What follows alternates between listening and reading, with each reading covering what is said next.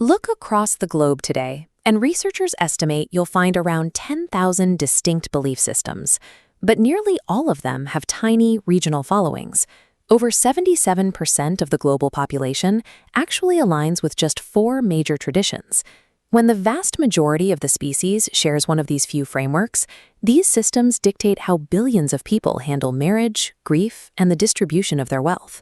But if you could travel back in time and ask the authors of the world's most foundational sacred texts what religion they practiced, they wouldn't understand what you were asking. The idea of religion as a distinct, isolated category is a modern Western invention. It is a concept we've retroactively forced onto the ancient world. Ancient Hebrew has no direct equivalent word for religion. Instead, Jewish identity centered on halakha, literally the path, which provided a singular guide for law, custom, and daily survival. Classical Arabic was similar. Prior to modern translations, the Arabic word deen, which we often translate as religion today, was used to describe law or judgment. In these cultures, the sacred dictated everything from judicial rulings and dietary laws to the specific way a soldier swore an oath to his captor. Treating a belief system as a compartmentalized aspect of life, cleanly separated from everything else, is a distinctly modern lens we use to filter ancient realities. The word itself comes from the Latin religio. In ancient Rome, religio described a mundane sense of civic duty, conscientiousness, or social obligation. It originally had nothing to do with worshiping a specific set of gods. That specific meaning shifted dramatically in the 16th and 17th centuries. Europe was dealing with the fracture of the Protestant Reformation, and simultaneously, the age of exploration was bringing them into contact with a flood of unfamiliar foreign cultures.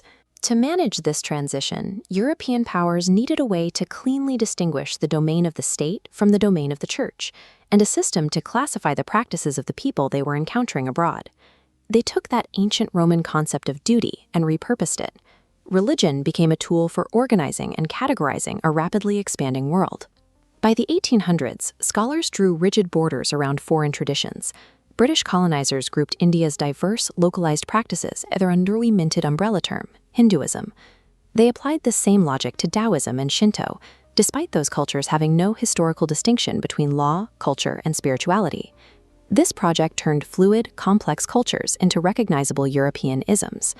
This chart shows how those classifications shape our world today.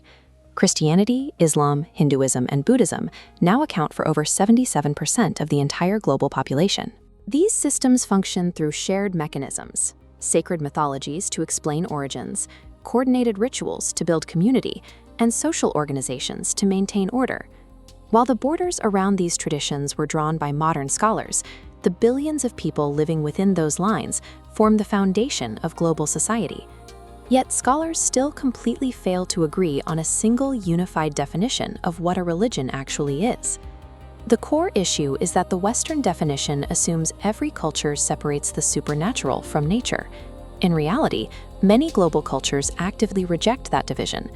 Concepts like halakha in Judaism or dharma in Indian traditions cannot be reduced to religion because they function as civic law, as shared ethnic identity, and as practical daily survival. Religion is ultimately a map we drew to help us navigate human belief, and the map is not the territory. Whether viewed through sociology or theology, humans have a primal need to explain the universe, cope with death, and bind their communities together. We use the word religion to keep things organized today, but this ancient behavior, the search for order in the cosmos, existed long before we invented the labels to name it.